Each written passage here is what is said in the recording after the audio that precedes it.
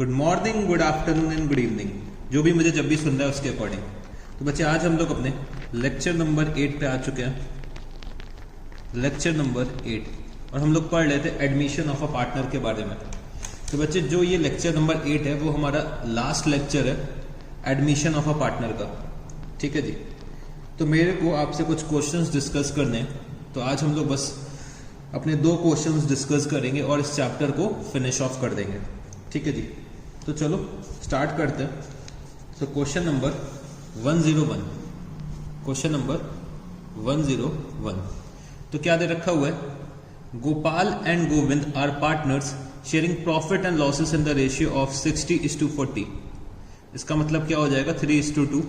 The firms balance sheet as on 31 March 2016 was as follows. तो capital accounts, Gopal का balance दे रखा हुआ है 1,20,000 रुपीज, गोविंद का 80,000 rupees, long term loan 2 lakh rupees, current liabilities 2,50,000 rupees, fixed assets 3 lakh rupees, investments 50,000 rupees, current assets 2 lakh rupees, loans and advances 1 lakh rupees. ठीक है जी। ये कितना हो जाएगा? 1 लाख हो जाएगा। एक जीरो यहाँ से रह गया तो जीरो यहाँ पे लिख लीजिएगा। लोन एंड एडवांसेस की वैल्यू कितनी हो जाएगी? 1 lakh rupees. Due to financial difficulties, they have decided to admit Guru as partner in the firm from 1st April 2016 on the following terms. Guru will be paid 40% of the profits. Guru will bring in cash rupees 1 lakh as capital. It is agreed that goodwill of the firm will be valued at 2 years purchase of 3 years normal average profits of the firm, and Guru will bring in cash his share of goodwill. It was also decided that the partners will not withdraw their share of goodwill, nor the goodwill will appear in the books of accounts. ठीक है जी। और मेरे को यहाँ पे क्या दे रखा हुआ है? The profit of previous 3 years were as follows. For the year ended 31st March 2014, for the year ended 31st March 2015 और बचे for the year ended 31st March 2016। तो मेरे को 3 साल के प्रॉफिट और लॉसेस दे रखे हुए हैं। तो profit rupees 20,000 rupees includes insurance claim received of rupees 40,000, loss rupees 80,000 includes voluntary retirement compensation paid rupees 1,10,000, profit rupees 1,05,000 includes profit of 25,000 on sale of assets. तो बच्चे मेरे को यहाँ पे जितने भी एबनॉर्मल आइटम्स है उनको मेरे को क्या करना पड़ेगा? एक्सक्लूड करना पड़ेगा। तो मेरे को यहाँ पे अपना एडजस्टेड प्रॉफिट निकालना पड़ेगा। ठीक है जी। मेरे को फ्यूचर मेंटेनेबल प्रॉफिट निकालना पड़ेगा, जो हम लोगों ने याद करो गुडविल के वैल्यूएशन में पढ़ा था। तो मेरे को एक अपना एवरेज एडजस्टेड प्रॉफिट या फिर मैं बोल सकता हूँ फ्यूचर मेंटेनेबल प्रॉफिट यहाँ से निकालना पड़ेगा। फिर क्या दे रखा हुआ है? It was decided to revalue the assets as follows. तो fixed assets 4 lakh rupees, investments nil, current assets 1,80,000 rupees, loans and advances 1 lakh rupees. और क्या दे रखा हुआ है? New profit sharing ratio after the admission of Guru was 35:25:40। तो अगर मैं इसको लिखना चाहूँ तो मैं क्या लिख सकता हूँ? 7:5:8 इनका न्यू प्रॉफिट शेयरिंग रेशियो है। और इनका एग्जिस्टिंग रेशियो क्या था? 3:2 का इनका ओल्ड रेशियो है, और न्यू रेशियो क्या है? 7:5:8। पास journal entries on admission showing goodwill calculation, prepare revaluation account, partners capital account and balance sheet as on 1st April 2016 after the admission of Guru। तो मेरे को यहाँ पे एक तो बच्चे जर्नल एंट्रीज पास करनी है, मेरे को रिवैल्यूएशन अकाउंट बनाना है, पार्टनर का कैपिटल अकाउंट बनाना है, और बच्चे मेरे को यहाँ पे क्या करना है? मेरे को बैलेंस शीट भी बनानी पड़ेगी। ठीक है जी। तो बच्चे मेरे को यहाँ पे अपने ऑर्डर के अकॉर्डिंग चलना पड़ेगा। जो भी हम लोगों ने ऑर्डर पढ़ा था कि पहले हम लोग क्या करेंगे? रिवैल्यूएशन, फिर रिजर्व्स, फिर कैपिटल और गुडविल, जो भी नया पार्टनर लेकर आएगा, उसके बाद गुडविल का डिस्ट्रीब्यूशन, और उसके बाद अगर कोई अदर एडजस्टमेंट रह जाती है तो वो हम लोग करेंगे। तो चलो हम लोग रिवैल्यूएशन से शुरू करते हैं। तो पहले हम लोग लेजर अकाउंट्स बनाएंगे। जब लेजर अकाउंट्स बन जाएंगे हमारे, तब हम लोग जर्नल एंट्रीज पे आएंगे। तो मेरे साथ यहाँ पे लिखना क्वेश्चन नंबर 101, क्वेश्चन नंबर 101। और हम लोग रीवैल्यूएशन अकाउंट बनाने जा रहे हैं। तो रीवैल्यूएशन अकाउंट, रीवैल्यूएशन अकाउंट। तो बच्चे रीवैल्यूएशन अकाउंट से रिलेटेड मेरे को ये दे रखा हुआ है कि जो हमें फिक्स्ड एसेट्स को वैल्यू करना है वो बच्चे 4 लाख रुपीस पे करना है, और हमें बैलेंस शीट की जो वैल्यू दे रखी है वो कितनी दे रखी है 3 लाख रुपीस। मतलब फिक्स्ड एसेट्स की जो वैल्यू है वो 1 लाख रुपए से बढ़ गई है।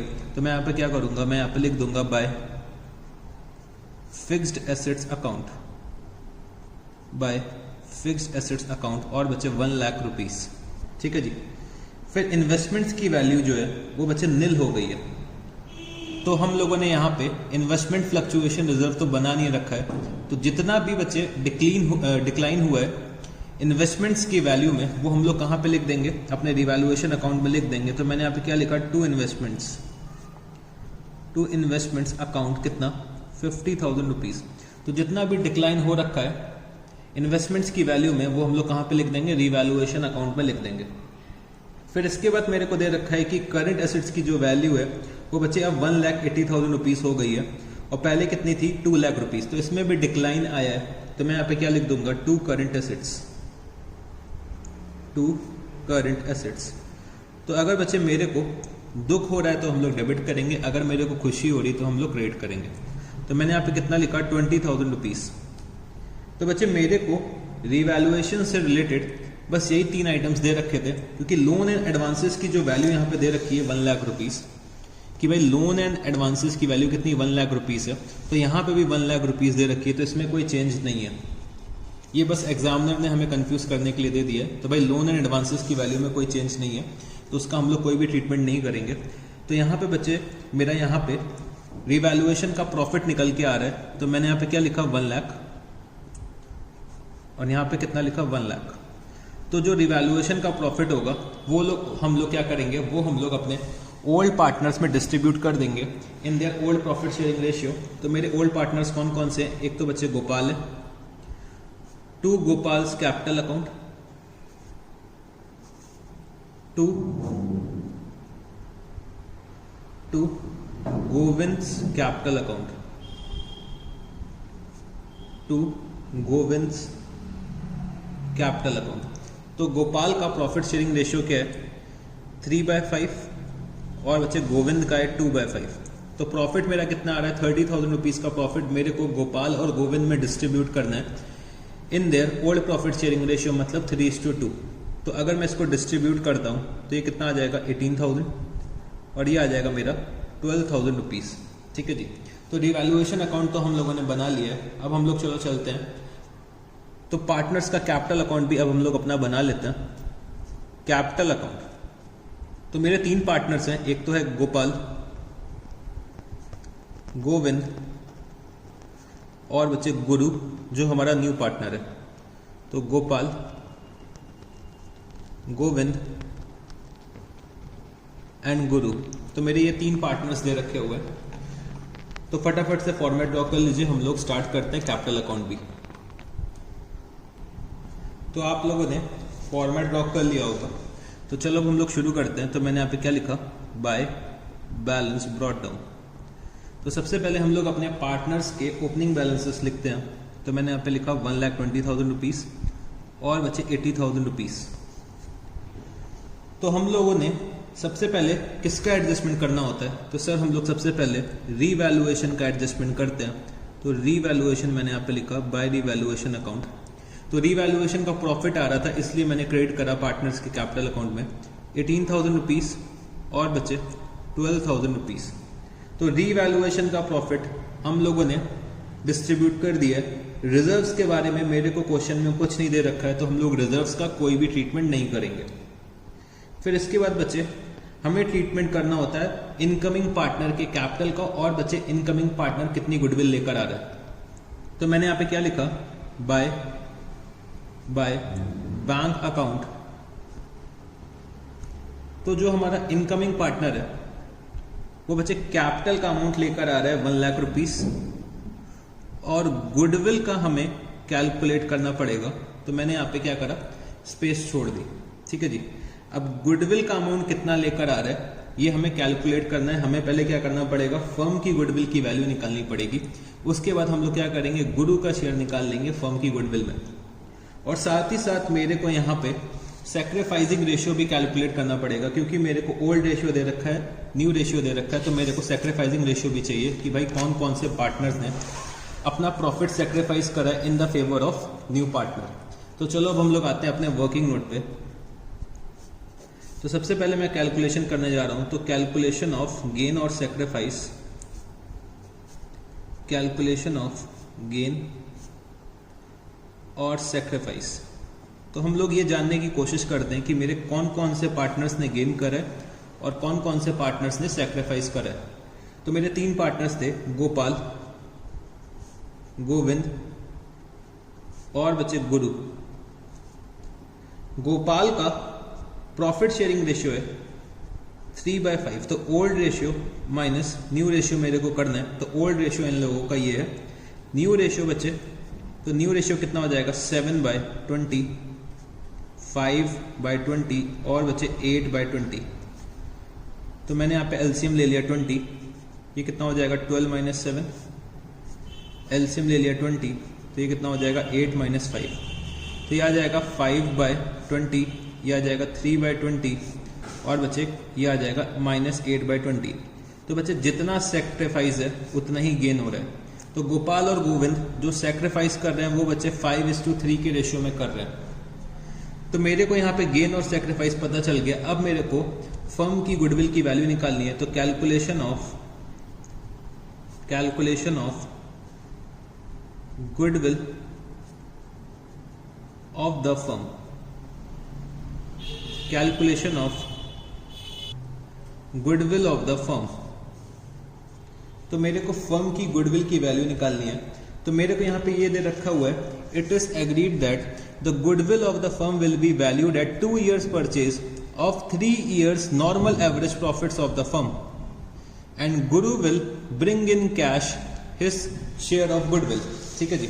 तो मेरे को गुडविल का जो वैल्यूएशन करना है वो बच्चे एवरेज प्रॉफिट मेथड से वैल्यूएशन करना है। तो एवरेज प्रॉफिट मेथड से अगर हम लोग वैल्यूएशन करते हैं तो हम लोग यहाँ पे क्या लिखते थे, average profits into number of years of purchase. Average profit का मेरे को कैलकुलेशन करना है और मेरे को यहाँ पे ये दे रखा हुआ है कि भाई number of years of purchase कितना है 2। तो चलो अब हम लोग एवरेज प्रॉफिट का कैलकुलेशन करते हैं।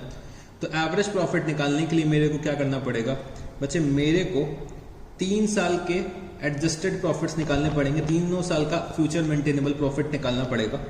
तो मैंने यहाँ पे क्या लिखा, 2014, 2015 और बचे 2016। मेरे को प्रॉफिट जो क्वेश्चन में दे रखे हैं, तो प्रॉफिट्स गिवन, जो प्रॉफिट्स गिवन है क्वेश्चन में वो मेरे को दे रखे हैं 20,000 रुपीज और बचे लॉस आ रहा है 80,000 रुपीज का और बचे 1,05,000 रुपए का प्रॉफिट आ रहा है। इसमें हम लोग ऐड क्या कर देंगे, इसमें हम लोग ऐड कर देंगे एबनॉर्मल लॉसेस को और बचे लेस क्या कर देंगे, एबनॉर्मल गेन्स को। तो एबनॉर्मल लॉसेस की अगर मैं बात करूं तो यहाँ पे एबनॉर्मल लॉसेस क्या दे रखे हुए हैं कि भाई हमें वॉलंटरी कंपनसेशन पे करना पड़ गया।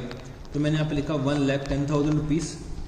और एबनॉर्मल गेन्स मेरे को क्या दे रखे हुए हैं, तो बच्चे profit of 2014 includes insurance claim. तो मेरे को यहाँ पे इंश्योरेंस क्लेम मिला है, तो मैंने यहाँ पे क्या लिखा, -40,000। ठीक है जी। और मेरे को 2016 में प्रॉफिट हुआ है 25,000 रुपीज का फ्रॉम सेल ऑफ एसेट्स। तो इसको भी मेरे को यहाँ पे लेस करना पड़ेगा। तो ये बच्चे मेरे क्या आएंगे, तो यहाँ पे बच्चे निकल के आएगा एडजस्टेड प्रॉफिट, या फिर हम लोग बोल सकते हैं फ्यूचर मेंटेनेबल प्रॉफिट्स। तो यहाँ पे क्या आ रहा है, लॉस आ रहा है 20,000 रुपीज का, बच्चे यहाँ पे प्रॉफिट आ जाएगा 30,000 रुपीज का और यहाँ पे प्रॉफिट आ जाएगा कितने का, 80,000 रुपीज का। अब मेरे को एवरेज प्रॉफिट चाहिए। तो average profit is equal to -20,000 plus 30,000 plus 80,000। ठीक है जी। तो -20,000 plus 30,000 plus 80,000 rupees divided by 3। तो अगर हम लोग इसको सॉल्व करते हैं तो मेरा एवरेज प्रॉफिट आ जाएगा 30,000 रुपीज। ठीक है जी। 30,000 रुपीज एवरेज प्रॉफिट आएगा, वो मैं यहाँ पे लिख दूंगा तो फर्म की गुडविल की वैल्यू कितनी आ जाएगी? 60,000 रुपीज। फर्म की गुडविल की वैल्यू कितनी आ जाएगी? 60,000 रुपीज। तो मेरे को यहाँ पे गुरु का शेयर निकालना है, तो मैंने यहाँ पे लिखा गुरु share, Guru share of goodwill. तो 60,000 बच्चे फर्म की गुडविल की वैल्यू थी। गुरु का कितना शेयर हो जाएगा? तो बच्चे गुरु जो आ रहा है वो बच्चे 40% प्रॉफिट्स के लिए आ रहा है, तो मैंने यहाँ पे 40% से मल्टीप्लाई कर दिया। या फिर हम लोग इसमें से अगर हम लोग मल्टीप्लाई कर देते 8/20, तभी बच्चे सेम अमाउंट आएगा, कितना? 24,000 रुपीज। तो बच्चे गुरु जो शेयर ऑफ गुडविल लेकर आ रहा है वो कितना लेकर आ रहा है? 24,000 रुपीज का शेयर ऑफ गुडविल लेकर आ रहा है। ठीक है जी, शेयर ऑफ गुडविल कितना लेकर आ रहा है? 24,000 रुपीज। तो मैं आता हूं अपने कैपिटल अकाउंट में, और कैपिटल अकाउंट में मैं यहाँ पे क्या लिखूंगा? मैं यहाँ पे लिखूंगा बच्चे 24,000 रुपीज। तो ये टोटल कितना ला रहा है? 1,24,000 रुपीज, 1,24,000 रुपीज। ठीक है जी। फिर हमें क्या करना होगा बच्चे? गुडविल को डिस्ट्रीब्यूट करना होगा अमंग द सैक्रिफाइसिंग पार्टनर्स। तो मैंने यहाँ पे लिखा बाय गुरुस कैपिटल अकाउंट। तो हम लोग अपने सैक्रिफाइसिंग पार्टनर्स में डिस्ट्रीब्यूट करेंगे 24,000 रुपीज, और बच्चे सैक्रिफाइसिंग रेशियो में डिस्ट्रीब्यूट करेंगे। तो सैक्रिफाइसिंग रेशियो क्या आ रहा था? 5:3 का सैक्रिफाइसिंग रेशियो आ रहा था। मेरे को 24,000 5:3 के रेशियो में डिस्ट्रीब्यूट करना है। तो बच्चे 15,000 गोपाल को मिल जाएगा, गोविंद को कितना मिल जाएगा? 9,000 रुपीज। तो इसका करस्पॉन्डिंग इफेक्ट मैंने यहां पे दिखा दिया, to Gopal's capital account to Govind's capital account. ठीक है जी। तो 15,000 गुरु ने गोपाल को दिया, और बच्चे गोविंद को 9,000 रुपए दे दिए। तो हम लोगों ने रिवैल्यूएशन का एडजस्टमेंट कर लिया है, रिजर्व्स दे नहीं रखे थे। इनकमिंग पार्टनर जो कैपिटल और गुडविल लेकर आता है उसका भी एडजस्टमेंट कर लिया है, और बच्चे गुडविल डिस्ट्रीब्यूशन का भी एडजस्टमेंट कर लिया। ठीक है जी। तो अब मेरे को यहाँ पे अदर एडजस्टमेंट्स ढूंढने हैं कि कोई क्वेश्चन में मेरे को क्या अदर एडजस्टमेंट्स दे रखे हुए हैं। तो क्वेश्चन में कोई और अदर एडजस्टमेंट नहीं दे रखा है, तो मेरे को यहाँ पे अपना कैपिटल अकाउंट बैलेंस करना पड़ेगा। तो मैंने यहाँ पे लिखा टू बैलेंस कैरी डाउन। तो मैं यहाँ पे अपने क्रेडिट साइड का टोटल करता हूं। तो क्रेडिट साइड का टोटल कितना आ जाएगा? तो ये आ जाएगा 1,53,000 रुपीज। तो ये कितना हो जाएगा? 1,53,000 रुपीज। और बैलेंस कितना आ जाएगा? 1,53,000 रुपीज। फिर बच्चे हम लोग गोविंद का टोटल करते हैं। तो गोविंद का टोटल आ रहा है 1,01,000 रुपीज, 1,01,000 रुपीज, और बच्चे 1,01,000 रुपीज। ठीक है जी। और बच्चे गुरु का टोटल आएगा 1,24,000 रुपीज, 1,24,000 रुपीज, और बच्चे 1,00,000 रुपीज। तो हम लोगों ने यहाँ पे कैपिटल अकाउंट भी बना लिया है। अब मेरे को यहाँ पे balance sheet of new firm बनानी है। तो चलो balance sheet of new firm हम लोग ड्रॉ करते हैं। Balance sheet of new firm, balance sheet of new firm, balance sheet of new firm. तो चलो balance sheet of new firm हम लोग ड्रॉ करते हैं यहाँ पे।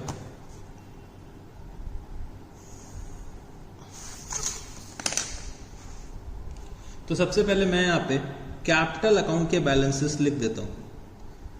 कैपिटल अकाउंट के बैलेंसेस आ रहे थे। तो बच्चे गोपाल एक मेरा था, एक मेरा पार्टनर था गोविंद, और बच्चे एक पार्टनर कौन था? गुरु। गोपाल का बैलेंस आ रहा था 1,53,000 रुपीज, गोविंद का आ रहा था 1,01,000 रुपीज, और बच्चे गुरु का आ रहा था 1,00,000 रुपीज। तो टोटल कैपिटल कितना हो जाएगा? टोटल कैपिटल हो जाएगा 3,54,000 रुपीज। अब बच्चे मैं अपनी ओल्ड बैलेंस शीट को बेस बनाऊंगा न्यू बैलेंस शीट ड्रॉ करने के लिए। तो मेरे को दे रखा हुआ है लॉन्ग टर्म लोन। तो मैंने यहाँ पे लिखा लॉन्ग टर्म लोन। तो लॉन्ग टर्म लोन का अमाउंट दे रखा है 2 लाख। करंट लाइबिलिटीज, तो करंट लाइबिलिटीज का अमाउंट है 2,50,000 रुपीज़। फिर बचे फिक्स्ड एसेट्स, तो फिक्स्ड एसेट्स बचे हम लोगों ने रीवैल्यू करा था, तो ये हो गया 4 लाख रुपीज़। इन्वेस्टमेंट्स की बचे वैल्यू क्या हो गई है, नील हो गई है। फिर करंट एसेट्स, तो बच्चे करंट एसेट्स का अमाउंट और चेंज हो जाएगा, तो 1,80,000 रुपीज़ तो हम लोगों ने रीवैल्यू करा था, और बच्चे जो हमारा गुरु था वो 1,24,000 रुपीज़ लेकर आया था, तो बच्चे 1 लाख रुपीज़ तो कैपिटल का हो गया, 24,000 रुपीज़ उसकी गुडविल का शेयर हो जाएगा। तो मेरे करंट एसेट्स इंक्रीज कर जाएंगे 1,24,000 रुपीज़ से, क्योंकि बच्चे करंट एसेट्स के अंदर ही बैंक और कैश का बैलेंस आता है। तो ये टोटल आ जाएगा कितना, 3,04,000 रुपीज़। और बच्चे loan and advances,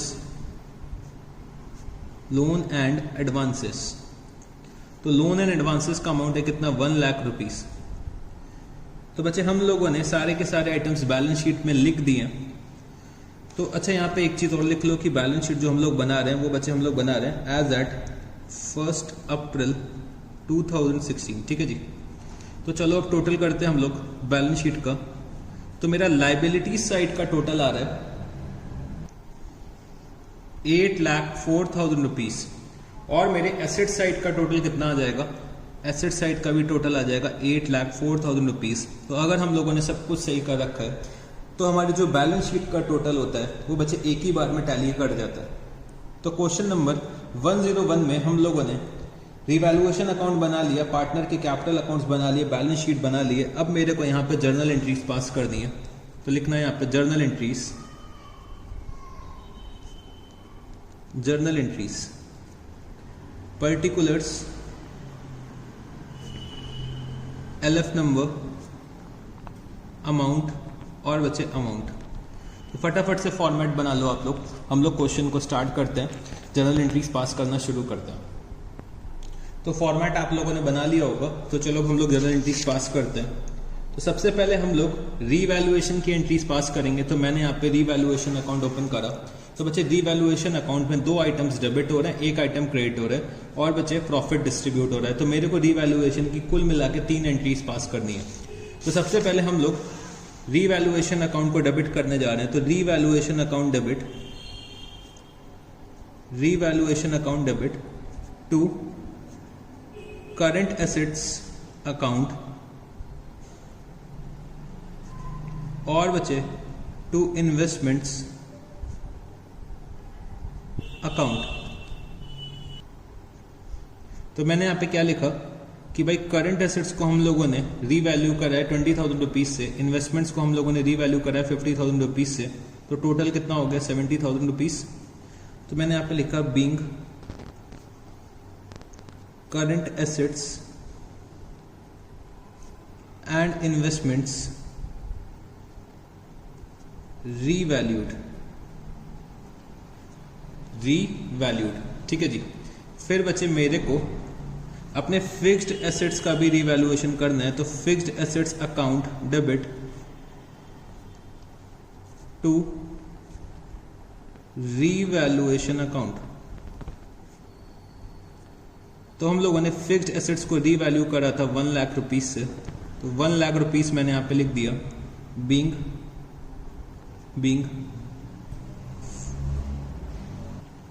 fixed assets revalued, being fixed assets revalued. अब मेरे को अपना रीवैल्यूएशन का जो प्रॉफिट हो रखा है वो बच्चे मेरे को डिस्ट्रीब्यूट करना है। तो मैंने यहाँ पे क्या लिखा, revaluation account debit, revaluation account debit to Gopal's capital account to Govind's capital account. तो रीवैल्यूएशन का प्रॉफिट आ रहा था 30,000 रुपीज, वो मेरे को डिस्ट्रीब्यूट करना है 3:2 के रेशियो में, मतलब 18,000 और बचे 12,000 रुपीज। तो मैंने यहाँ पे क्या लिखा, being revaluation profit distributed being revaluation profit distributed. तो हम लोगों ने अपनी रीवैल्यूएशन की जर्नल एंट्रीज पास कर ली हैं। अब मेरे को रिजर्व्स का ट्रीटमेंट करना है, तो रिजर्व्स के बारे में मेरे को कुछ दे नहीं रखा है, तो हमें कोई भी ट्रीटमेंट नहीं करना पड़ेगा। उसके बाद हम लोग बच्चे क्या करेंगे, कैपिटल और गुडविल जो भी हमारा इनकमिंग पार्टनर लेकर आएगा उसका ट्रीटमेंट करेंगे। तो मैंने यहाँ पे क्या लिखा, bank account debit to Guru's capital account. तो बच्चे गुरु आ रहा था तो 1 लाख रुपीस का कैपिटल लेकर आ रहा था और 24,000 रुपीस की गुडविल लेकर आ रहा था। तो टोटल कितना लेकर आया, 1,24,000 रुपीस। और मैंने यहाँ पे क्या लिख दिया, मैंने यहाँ पे लिख दिया being capital and share of goodwill brought by incoming partner. ठीक है जी। तो बच्चे गुरु जो कैपिटल और गुडविल का शेयर लेकर आया वो भी हम लोगों ने रिकॉर्ड कर लिया है। अब बच्चे मेरे को गुडविल डिस्ट्रीब्यूशन की जर्नल एंट्री पास करनी है। तो चलो हम लोग गुडविल का अमाउंट डिस्ट्रीब्यूट करते हैं अपने सैक्रिफाइसिंग पार्टनर्स में। तो मैंने यहाँ पे क्या लिखा, गुरुस कैपिटल अकाउंट डेबिट। तो बच्चे gaining partners capital account debit to sacrificing partners capital account. तो Guru's capital account debit to Gopal's capital account.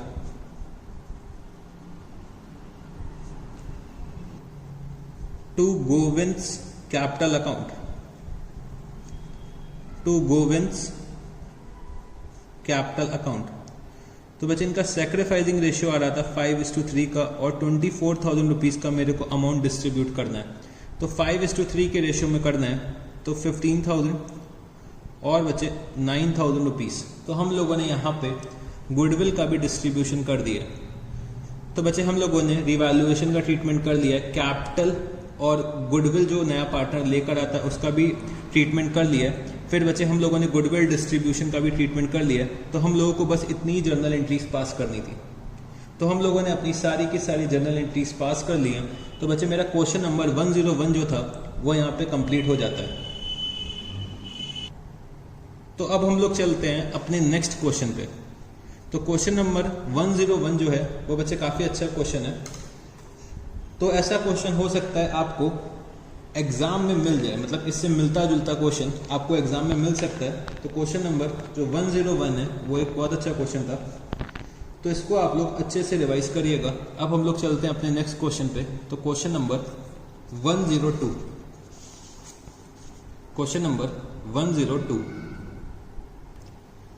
तो क्या दे रखा हुआ है, the following was the balance sheet of A, B and C who were equal partners on January 1, 2017। Bills payable 3,000 rupees, creditors 6,000 rupees. Capital account के balances दे रखे हुए हैं ए, बी और सी के 20,000, 15,000, 10,000 और बच्चे टोटल कितना हो गया 54,000 rupees. Cash 1,000 rupees, debtors 10,000 rupees, stock 12,000 rupees, furniture 5,000 rupees, buildings 25,000 rupees, bills receivable 1,000 rupees.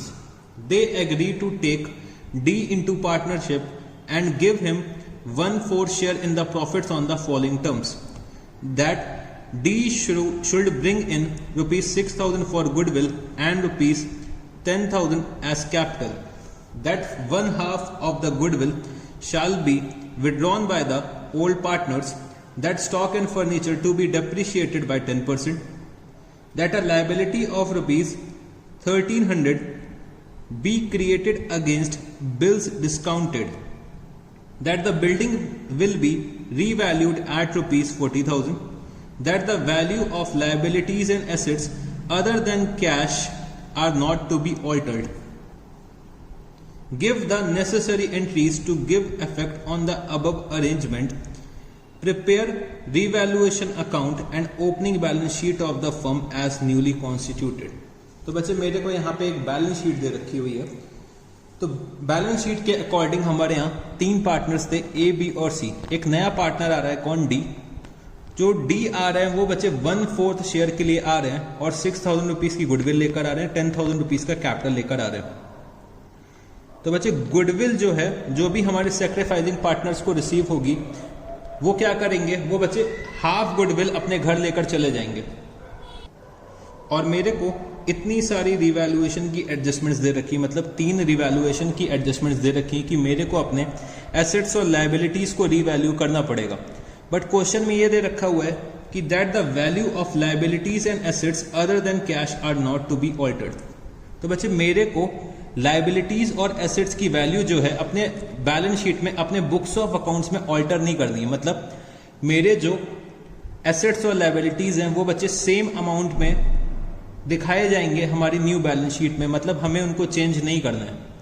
तो बच्चे जब कभी भी हमें अपने एसेट्स और लायबिलिटीज की वैल्यू को चेंज नहीं करना होता था, तो हम लोगों ने सीखा था कि हम लोगों को रिवैल्यूएशन अगर करना है एसेट्स और लायबिलिटीज का, तो हम लोग कैसे करेंगे, हम लोग एक मेमोरेंडम रिवैल्यूएशन अकाउंट बनाएंगे। तो हमें यहाँ पे अब क्या करना पड़ेगा, हमें एक मेमोरेंडम रिवैल्यूएशन अकाउंट बनाना पड़ेगा। और मेमोरेंडम रिवैल्यूएशन अकाउंट के थ्रू हम लोग प्रॉफिट या लॉस निकालने की कोशिश करेंगे रिवैल्यूएशन का। और बच्चे जो रिवैल्यूएशन का प्रॉफिट या लॉस होगा वो हम लोग डिस्ट्रीब्यूट कर देंगे। ठीक है जी। तो चलो सबसे पहले हम लोग क्या करते हैं, अपना मेमोरेंडम रिवैल्यूएशन अकाउंट बनाते हैं, क्योंकि हमें अपने एसेट्स और लायबिलिटीज की वैल्यू को ऑल्टर नहीं करना है। ठीक है जी। तो चलो यहाँ पे लिखो क्वेश्चन नंबर।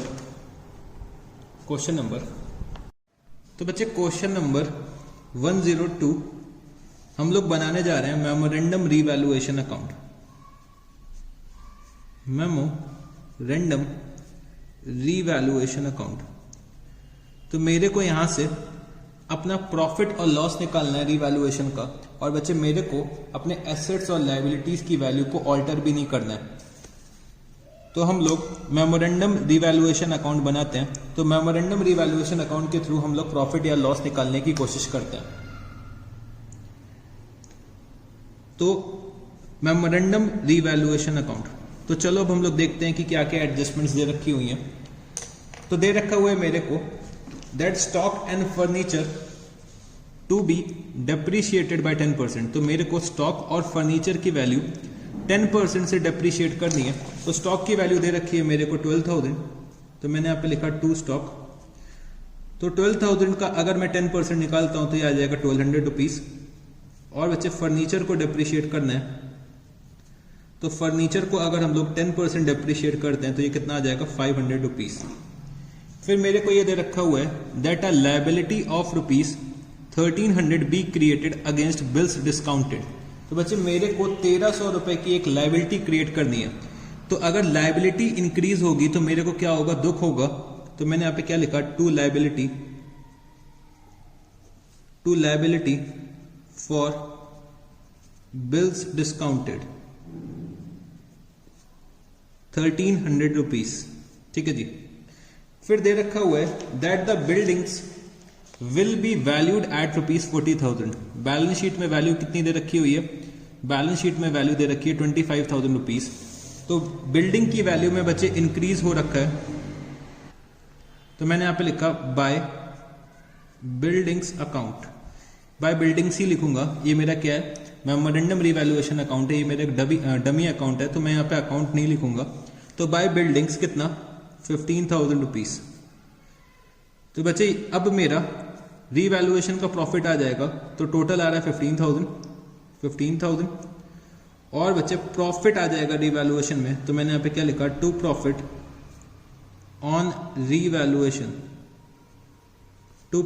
ऑन रिवैल्यूएशन कितना आ जाएगा प्रॉफिट, 12,000 रुपीज। तो मैंने प्रॉफिट ऑन रिवैल्यूएशन कैलकुलेट कर लिया है कितना, 12,000 रुपीज।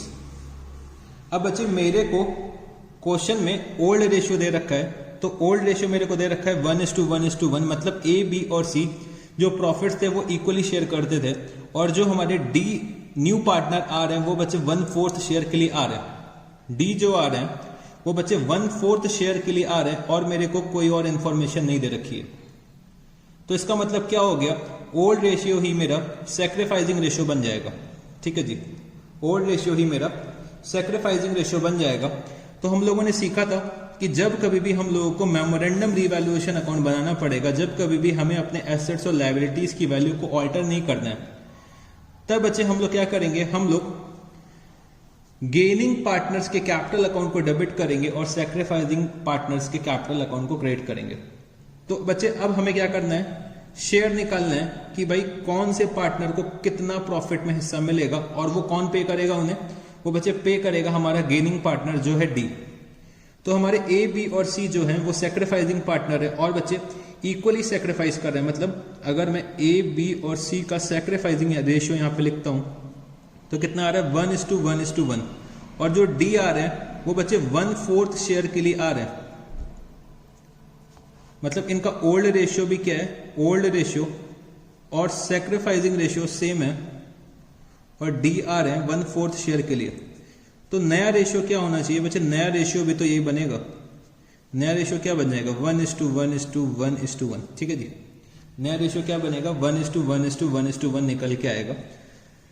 तो आप समझने की कोशिश करना कि मेरे को अपने एसेट्स और लायबिलिटीज की वैल्यू को ऑल्टर नहीं करना है। और बच्चे ए बी और सी को अपना प्रॉफिट भी चाहिए रिवैल्यूएशन का।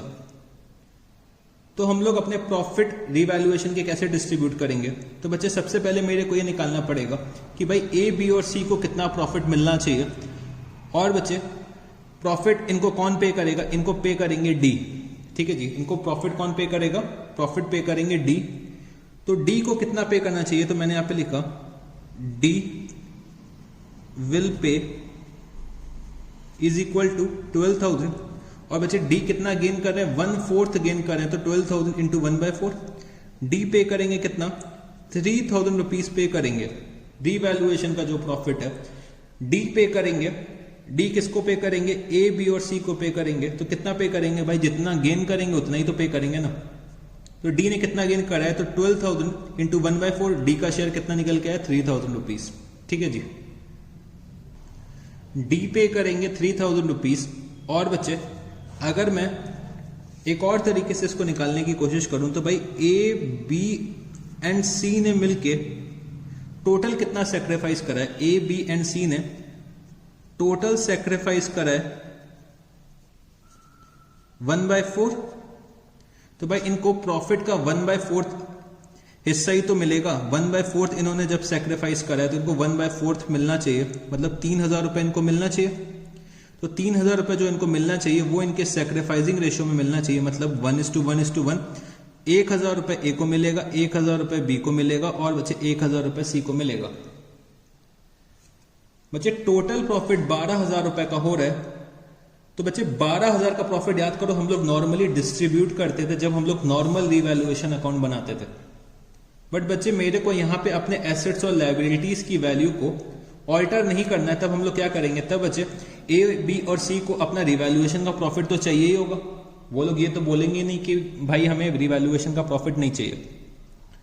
तो ए बी और सी को रिवैल्यूएशन का प्रॉफिट भी चाहिए और बच्चे हमें अपने एसेट्स और लायबिलिटीज की वैल्यू को ऑल्टर भी नहीं करना है। तब हम लोग क्या करेंगे, तब बच्चे हम लोग ये निकालेंगे कि भाई कौन से पार्टनर्स ने गेन करा है, कौन से पार्टनर्स ने सेक्रीफाइस करा है। तो जो भी पार्टनर्स गेन करेंगे वो बच्चे किसको पे करेंगे, वो हमारे सेक्रीफाइसिंग पार्टनर्स को पे करेंगे।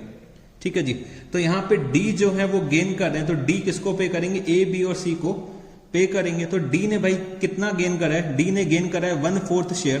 तो 12,000 का प्रॉफिट था, तो 12,000 इंटू 1/4 कितना आ गया 3,000 रुपीज। तो 3,000 रुपीज डी पे करेंगे, किसको पे करेंगे, ए बी और सी को पे करेंगे। तो अगर मैं इनका इंडिविजुअल शेयर निकालता हूं तो भाई इन लोगों ने इंडिविजुअली सेक्रीफाइस किस रेशियो में करा है, 1:1:1 के रेशियो में करा है। तो इंडिविजुअली सबको 1,000 रुपए मिल जाएगा। ठीक है जी, तो बस अब मेरे को क्या करना है, जर्नल एंट्री पास कर देनी है। तो चलो अब हम लोग जर्नल एंट्रीज पास करते हैं। तो क्वेश्चन में मेरे को जर्नल एंट्रीज पास करनी है और बच्चे मेरे को ओपनिंग बैलेंस शीट बनानी है। तो चलो हम लोग पहले जर्नल एंट्रीज ही पास कर लेते हैं। तो जर्नल एंट्रीज, तो मैंने यहां पे लिखा पर्टिकुलर्स, एलएफ नंबर, अमाउंट और बच्चे amount.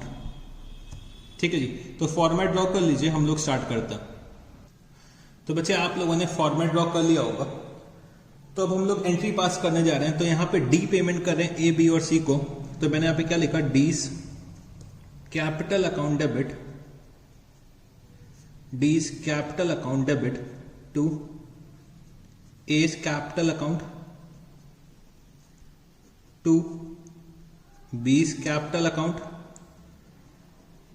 To C's capital account. ठीक है जी। तो 3000 रुपीज का पेमेंट करना है और बच्चे सेक्रीफाइसिंग रेशियो में करना है, तो 1:1:1 मतलब 1000 रुपीज और बच्चे 1000 रुपीज। मैंने यहाँ पे नरेशन लिख दिया, being revaluation profit distributed, being revaluation profit distributed. तो रीवैल्यूएशन प्रॉफिट को हम लोगों ने डिस्ट्रीब्यूट कर दिए। तो बच्चे हम लोगों ने यहाँ पे रीवैल्यूएशन कंप्लीट कर लिए। फिर हम लोग आते हैं रिजर्व्स पे। तो रिजर्व्स के बारे में मेरे को कुछ नहीं दे रखा है, एक्यूमुलेटेड लॉसेस के बारे में भी मेरे को कुछ नहीं दे रखा है।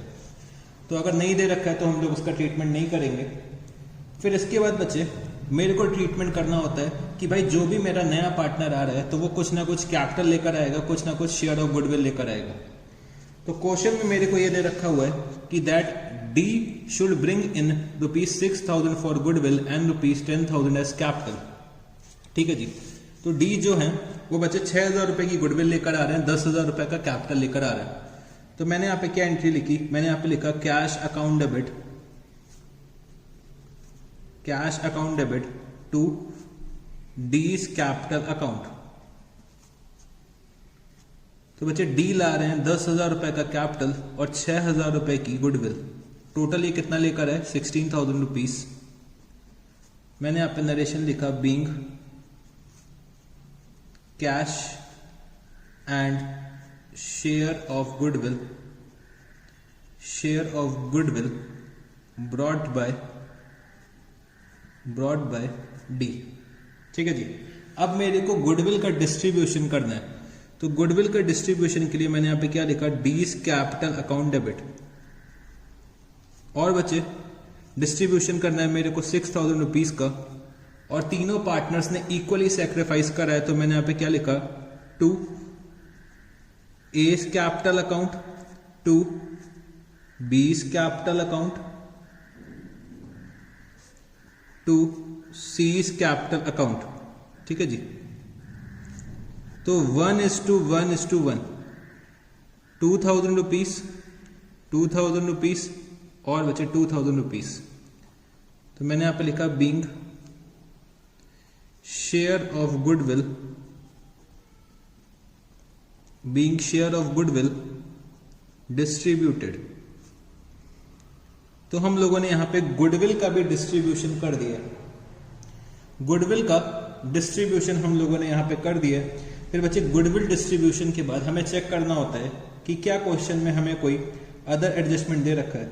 तो सर यहां पे ये दे रखा हुआ है कि 1/2 of the goodwill shall be withdrawn by the old partners. तो बच्चे जो हमारे ओल्ड पार्टनर्स थे वो हाफ गुडविल घर लेकर चले गए। तो मैंने यहां पे क्या एंट्री पास करी होगी, A's capital account debit, B's capital account debit, C's capital account debit to cash account. तो बच्चे ये लोग अपनी हाफ गुडविल घर लेकर चले गए। तो मैंने यहां पे क्या लिखा होगा, 1,000 और बच्चे 1,000, टोटल कितना हो गया 3,000 रुपीज। और मैंने यहां पे लिखा, being half of the share of goodwill, being half of the share of goodwill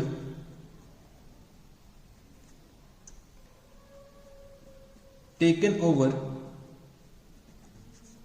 by the old partners. तो बच्चे half of the share of the goodwill ये लोग अपने घर लेकर चले गए, तो उसकी भी मैंने एंट्री पास कर दी। तो बच्चे मेरे को क्वेश्चन में और कुछ नहीं दे रखा हुआ है, तो यहां पे हम लोगों ने अपनी सारी की सारी जनरल एंट्रीज पास कर दी हैं। अब बच्चे क्वेश्चन में मेरे को ये बोला है कि भाई opening balance sheet of the new firm बता दो, opening balance sheet of the new firm बना के दिखा दो। तो बच्चे ओपनिंग बैलेंस शीट के लिए मेरे को पार्टनर्स के क्लोजिंग बैलेंसेस चाहिए होंगे। तो क्लोजिंग बैलेंसेस के लिए अभी तक हम लोग क्या करते थे, कैपिटल अकाउंट बनाते थे। तो कैपिटल अकाउंट बनाते थे तो हमें क्लोजिंग बैलेंस पता चल जाता था। बट बच्चे इस क्वेश्चन में मैंडेटरी रिक्वायरमेंट नहीं है कि हमें कैपिटल अकाउंट बनाना है। बस हम क्या करेंगे, यहाँ पे एक वर्किंग नोट में हम लोग कैलकुलेशन कर लेंगे कि भाई ए बी सी और डी का ए बी सी और डी का कितना बैलेंस निकल के आएगा। अगर बच्चे कैपिटल अकाउंट बनाओगे तब भी निकल के आ जाएगा, बट कैपिटल अकाउंट बनाने में ज़्यादा टाइम लगता है, तो हमें क्या करना होता है, टाइम भी सेव करना होता है एग्जाम में। तो हम लोग क्या करेंगे, वर्किंग नोट में आएंगे और फटाफट से कैलकुलेशन करेंगे। तो calculation of closing capital, calculation of closing capital. तो मेरे 4 पार्टनर्स हैं ए बी सी और डी।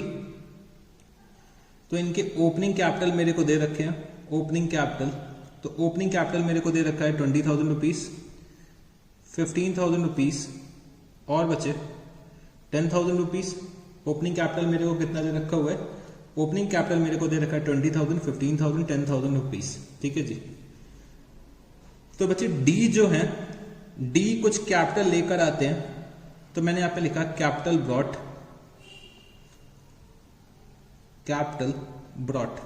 तो बच्चे डी जो कैपिटल लेकर आते हैं वो कितना लेकर आते हैं, 10,000 रुपए का कैपिटल यहां पे लेकर आते हैं। ठीक है जी।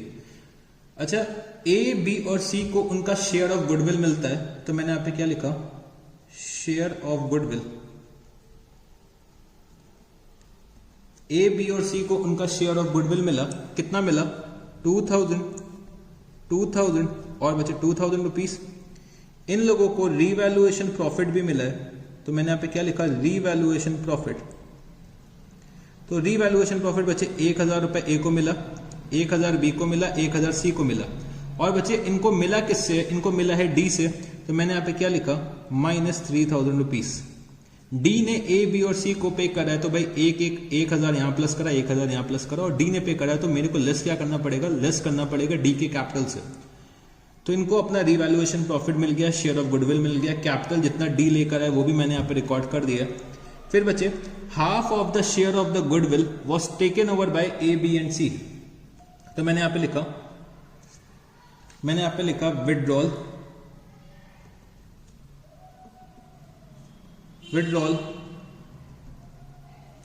Of share of goodwill, withdrawal of share of goodwill. तो इन लोगों ने 50% विड्रॉ करा है, मतलब 1,000 रुपीज और बचे 1,000 रुपीज। तो यहां पे इनका क्या निकल के आ जाएगा, यहां पे इनका क्लोजिंग कैपिटल आ जाएगा। क्लोजिंग कैपिटल कितना आ जाएगा, तो ए का आ जाएगा 22,000 रुपीज, बी का आ जाएगा 17,000 रुपीज, सी का आ जाएगा 12,000 रुपीज और बचे टी का कितना आ जाएगा, 7,000 रुपीज। तो हम लोगों ने क्लोजिंग कैपिटल कैलकुलेट कर लिया। आप लोग चाहते तो कैपिटल अकाउंट भी बना सकते हैं, तो बच्चे कैपिटल अकाउंट बनाने में टाइम ज्यादा लगता है, तो हमें टाइम भी सेव करना है। तो मैंने क्या करा, वर्किंग नोट में इसका कैलकुलेशन कर लिया। ठीक है जी। अब मेरे को opening balance sheet of new firm बनानी है, तो मैंने यहां पे क्या लिखा, मैंने यहां पे लिखा बैलेंस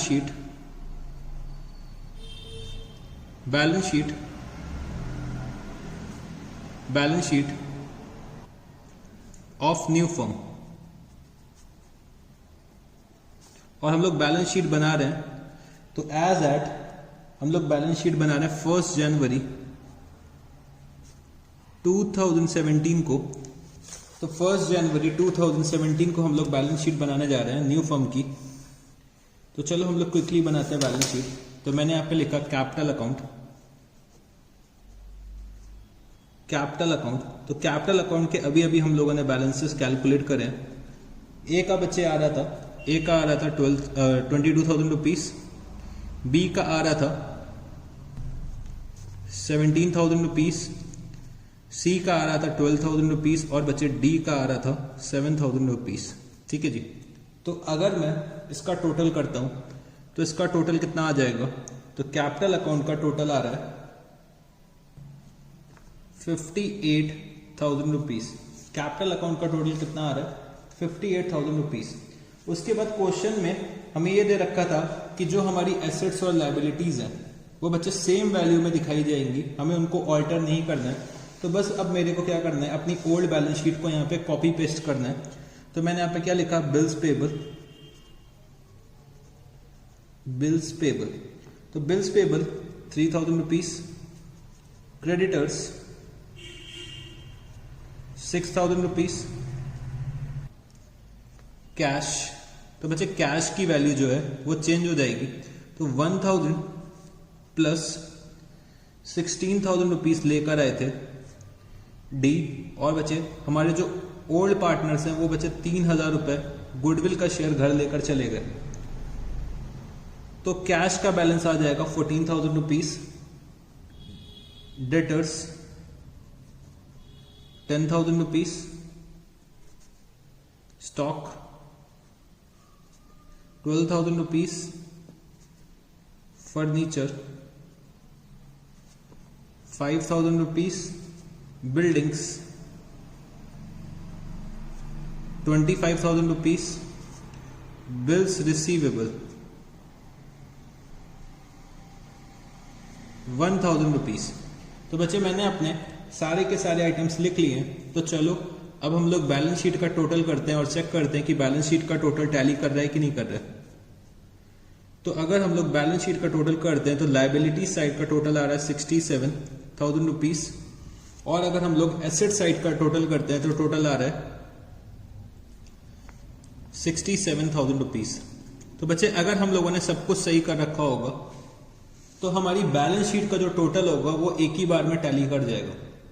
तो बच्चे हम लोगों ने यहाँ पे क्वेश्चन नंबर 102 भी कंप्लीट कर लिया। तो यहाँ पे बच्चे जो मेरा एडमिशन का चैप्टर था वो यहाँ पे अब खत्म हो जाता है। तो एडमिशन में मेरे पास अब आपको पढ़ाने के लिए कुछ भी नहीं है, और मैंने आपको बहुत सारे क्वेश्चंस की प्रैक्टिस भी करवा दी है। तो बच्चे जितने भी क्वेश्चंस मैंने आपको क्लास में करवाए हैं आप लोग देखेंगे कि आपके जो एग्जाम में क्वेश्चन आएगा वो बच्चे मिलता जुलता क्वेश्चन आपके एग्जाम में आ जाएगा। ठीक है जी, जितने भी क्वेश्चंस मैंने कराए हैं, जितने भी टॉपिक्स मैंने पढ़ाए हैं आपको, वो बच्चे उससे मिलता जुलता क्वेश्चन आपको एग्जाम में देखने को मिल जाएगा। कुछ इन्फॉर्मेशन ऐड कर देंगे, कुछ इन्फॉर्मेशन डिलीट कर देंगे। तो बच्चे आप लोगों को जो एडमिशन के क्वेश्चन में मिलेगा वो क्या क्या मिलेगा। एडमिशन के क्वेश्चन में मिलेगा कि भाई हमें जो एग्जाम का क्वेश्चन आएगा, फॉर एग्जाम्पल कोई क्वेश्चन आता है एग्जाम में, तो एग्जाम में अगर कोई क्वेश्चन आता है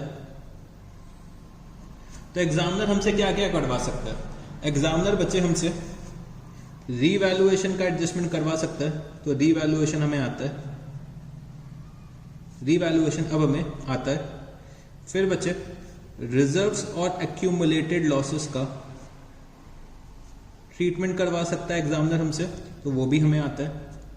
नया पार्टनर कैपिटल लेकर आता है और बच्चे गुडविल का शेयर लेकर आता है, तो उसका भी ट्रीटमेंट हमें करना आता है। और अगर हमारा जो नया पार्टनर है, जो हमारा नया पार्टनर है अगर गुडविल का शेयर लेकर नहीं आ पा रहा है तब भी हमें ट्रीटमेंट आता है। मतलब हम लोग करंट अकाउंट से ट्रीटमेंट करते थे। ठीक है जी। फिर बच्चे गुडविल का डिस्ट्रीब्यूशन भी हमें आता है। तो गुडविल डिस्ट्रीब्यूशन, तो गुडविल का डिस्ट्रीब्यूशन हम लोग कैसे करते थे। तो बच्चे जो भी पार्टनर्स गेन कर रहे हैं, जो भी पार्टनर्स गेन कर रहे हैं वो किसको पे करेंगे। गेन पार्टनर्स जो भी पार्टनर्स गेन कर रहे हैं वो पे करेंगे किसको, सैक्रिफाइस करने वाले पार्टनर को। तो हम लोग गुडविल का डिस्ट्रीब्यूशन भी कर लेते हैं। ठीक है जी। अच्छा बच्चे कभी कभी क्वेश्चंस में गुडविल का अमाउंट नहीं दे रखा होता, मतलब क्वेश्चन हमसे कहता है कि भाई गुडविल का वैल्यूएशन करो, तो हमें गुडविल का वैल्यूएशन भी अब आता है। और कभी कभी अगर क्वेश्चन में नहीं दे रखी है गुडविल की वैल्यू, तो हमें यह पता है कि भाई कुछ हिडन गुडविल नाम का एक आइटम होता था, एक चीज होती थी, तो हिडन गुडविल भी हमें कैलकुलेट करनी आती है। तो हिडन गुडविल के लिए बच्चे याद करो हम लोग क्या करते थे, नए पार्टनर के कैपिटल को बेस बनाते थे, तो उससे हमें टोटल कैपिटल पता चलता था और उसमें से हम लोग नेट वर्थ लेस कर देते थे, तो मेरे को हिडन गुडविल की वैल्यू पता चल जाती थी। तो हिडन गुडविल का हमेशा हम लोग ट्रीटमेंट कहां से करते हैं, करंट अकाउंट से करते हैं। कि भाई जो हमारा नया पार्टनर है वो गुडविल का शेयर लेकर नहीं आया, तो हम लोग क्या करेंगे, करंट अकाउंट को यूज करेंगे। तो हमें गुडविल का डिस्ट्रीब्यूशन आता है, वैल्यूएशन भी आता है, हिडन गुडविल भी आती है, तो हमें गुडविल के बारे में सब कुछ आता है। फिर बच्चे हम लोग अपने अदर एडजस्टमेंट्स की बात करें तो हमें अदर एडजस्टमेंट्स भी करने आते हैं। तो अदर एडजस्टमेंट्स में मोस्ट इंपॉर्टेंट हमारा कौन सा एडजस्टमेंट होता था, तो मोस्ट इंपॉर्टेंट हमारा होता है कैपिटल एडजस्टमेंट। कैपिटल एडजस्टमेंट, तो कैपिटल एडजस्टमेंट में हम लोगों ने दो केसेस सीखे थे, एक था बच्चे केस 1 और एक था केस 2। ठीक है जी। दो केसेस सीखे थे कैपिटल एडजस्टमेंट में। एक तो बच्चे केस था कि भाई हमें क्या करना पड़ता था, हमें ओल्ड पार्टनर्स की कैपिटल को एडजस्ट करना है। Old partners capital adjusted, old partners की कैपिटल को एडजस्ट करना पड़ता था on the basis of new partners capital. तो ये मेरा क्या था, ये मेरा केस नंबर 1 था। केस नंबर 2 में हम लोगों ने सीखा था कि अगर न्यू पार्टनर की कैपिटल नहीं दे रखी है, अगर न्यू पार्टनर की कैपिटल मेरे को क्वेश्चन में नहीं दे रखी है, तो हमें न्यू पार्टनर की कैपिटल कैलकुलेट करनी पड़ेगी। न्यू पार्टनर की कैपिटल कैलकुलेट करनी पड़ेगी। तो हम लोग न्यू पार्टनर की कैपिटल को कैलकुलेट करते थे on the basis of combined adjusted old partners capital. तो बच्चे केस नंबर 1 था हमारा ओल्ड पार्टनर के कैपिटल अकाउंट के बैलेंसेस को एडजस्ट करना, और केस नंबर 2 था न्यू पार्टनर की कैपिटल को कैलकुलेट करना on the basis of combined adjusted capital of old partners. और बच्चे केस 2 में हम लोगों ने एक और चीज सीखी थी कि कभी कभी केस 2 के बेसिस में कैपिटल को एडजस्ट करने के लिए बोल सकते हैं कि भाई जो भी total capital of the new firm आई उसके बेसिस में सारे पार्टनर्स का इंडिविजुअल कैपिटल निकाल लो और देख लो कि भाई कौन से पार्टनर की कितनी कैपिटल है। तो भाई जो भी सरप्लस या डेफिशिएंसी आएगी वो हम लोग कैश में या फिर करंट अकाउंट के थ्रू मीट आउट कर लेंगे। ठीक है जी। अच्छा बच्चे, गेन और सेक्रीफाइस की अगर हम लोग यहां पे बात करें, गेन और सेक्रीफाइस की बात करें, तो हम लोगों ने न्यू प्रॉफिट शेयरिंग रेशियो निकालना भी सीख लिया था। तो ये सारे चीजें हम लोगों ने एडमिशन के बारे में सीखी थी। ठीक है जी, ये सारी चीजें हम लोगों ने एडमिशन के बारे में सीखी थी। एडमिशन की अगर मैं बात करूं तो रिवैल्यूएशन में हम लोगों ने 2 तरीके सीखे थे कि भाई एक तो हमें एसेट्स और लायबिलिटीज की वैल्यू क्या करना पड़ेगा, चेंज करना पड़ेगा। तो वो तो मेरा सबसे इजी तरीका है। अगर चेंज नहीं करना है तो हम लोग क्या करते थे, अगर चेंज नहीं करना है तब हम लोग क्या करते थे, एक मेमोरेंडम रिवैल्यूएशन अकाउंट बनाते हैं और मेमोरेंडम रिवैल्यूएशन अकाउंट के थ्रू प्रॉफिट निकालते हैं और ये देखते हैं कि कौन कौन से पार्टनर्स ने गेन करा है, कौन कौन से पार्टनर्स ने सेक्रीफाइस करा है। फिर बच्चे गेन और सेक्रीफाइस के बेसिस पे हम लोग निकाल लेते हैं कि भाई गेनिंग पार्टनर्स को कितना पे करना है और सेक्रीफाइसिंग पार्टनर्स कितना रिसीव करेंगे। तो सेक्रीफाइसिंग पार्टनर्स जो भी टोटल अमाउंट निकल के आएगा, जो भी टोटल सेक्रीफाइस के शेयर से निकल के आएगा, वो हम लोग सेक्रीफाइसिंग रेशियो में अपने ओल्ड पार्टनर्स में मतलब सेक्रीफाइसिंग पार्टनर्स में डिस्ट्रीब्यूट कर देते थे।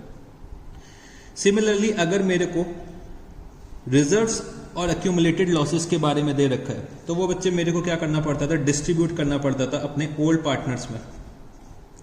ओल्ड पार्टनर्स में डिस्ट्रीब्यूट करना पड़ता था in old PSR, in old profit sharing ratio.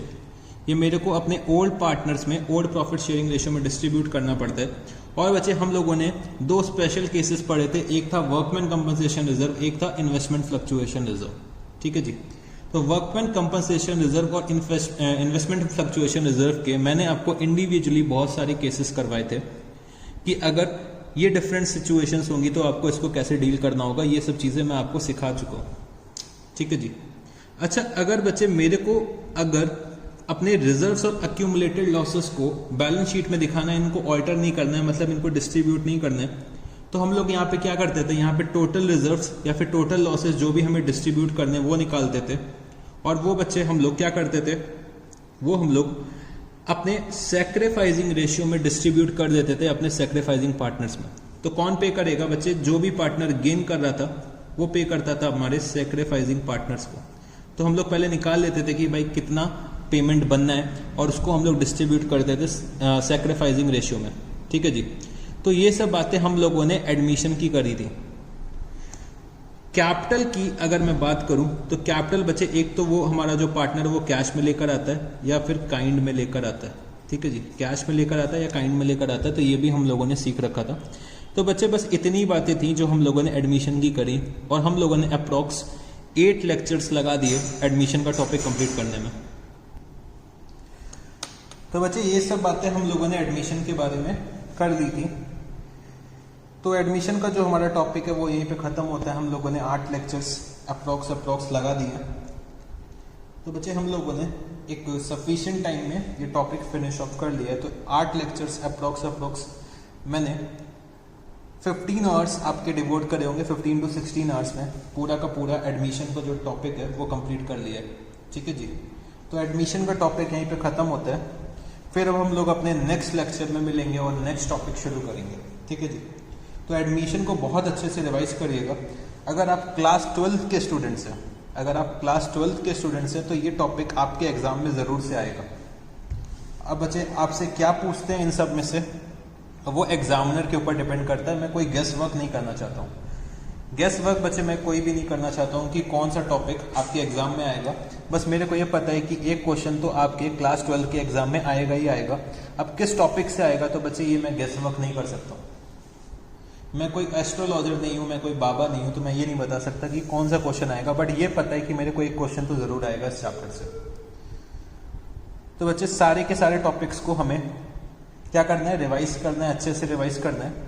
और ये जितने भी टॉपिक्स पढ़ रखे हमने वो बच्चे हमें change in profit sharing ratio में भी काम आएंगे, रिटायरमेंट में भी काम आएंगे, डेथ में भी काम आएंगे जब आप लोग ये टॉपिक्स पढ़ोगे। ठीक है जी, इसके बाद हम लोग अपना जो नेक्स्ट टॉपिक है वो change in profit sharing ratio ही शुरू करेंगे। तो उसमें भी देखोगे कि भाई ये सब टॉपिक्स फिर से यूज होंगे। तो ये सब टॉपिक्स को बहुत अच्छे से पढ़ना है और सारे के सारे टॉपिक्स को हमें रिवाइज करना है। और मेरे ख्याल से कोई भी टॉपिक डिफिकल्ट नहीं है, बस एक नॉर्मल अंडरस्टैंडिंग होनी चाहिए। नॉर्मल अगर समझ में आ रहा है टॉपिक तो आप लोग नॉर्मल अंडरस्टैंडिंग के बेसिस में भी क्वेश्चन सॉल्व कर सकते हो। बच्चे अकाउंट्स में सबसे अच्छी यही बात होती है कि हर डेबिट का एक क्रेडिट होता है और हर क्रेडिट का एक डेबिट होता है। तो अगर हमें डेबिट और क्रेडिट करना आ गया तो किसी भी तरीके का क्वेश्चन आ जाएगा, हम लोग कभी भी गलत नहीं करेंगे। बस हमें डेबिट और क्रेडिट करना आना चाहिए, कौन से अकाउंट्स अफेक्ट करेंगे वो हमें मालूम होना चाहिए। तो कभी भी हम लोग जर्नल एंट्रीज में तो गलती कर ही नहीं सकते। और अगर हम लोग जर्नल एंट्रीज बना लेते हैं तो लेजर अकाउंट्स में भी हम लोग बिल्कुल भी गलती नहीं कर सकते। ठीक है जी, तो फिर मैं यहीं एडमिशन के जो टॉपिक है उसको यहीं पे वाइंड अप करता हूँ। और एडमिशन को आप लोग को बहुत अच्छे से रिवाइज करना है। ठीक है जी, आपको एडमिशन को बहुत अच्छे से रिवाइज करना है। तो बस मैं अपने एडमिशन के टॉपिक को यहीं पे वाइंड अप करता हूँ। फिर हम लोग मिलते हैं अपने नेक्स्ट लेक्चर में। और एडमिशन में अगर आपको कोई भी डाउट आ रहा है तो आप मेरे से पूछ सकते हो, आप सबके पास मेरा नंबर है। ठीक है जी, तो चलो फिर हम लोग यहीं पे एंड करते हैं अपने टॉपिक को। मिलते हैं हम लोग अपने नेक्स्ट लेक्चर में। तो thank you guys, see you, tata, good night, bye bye.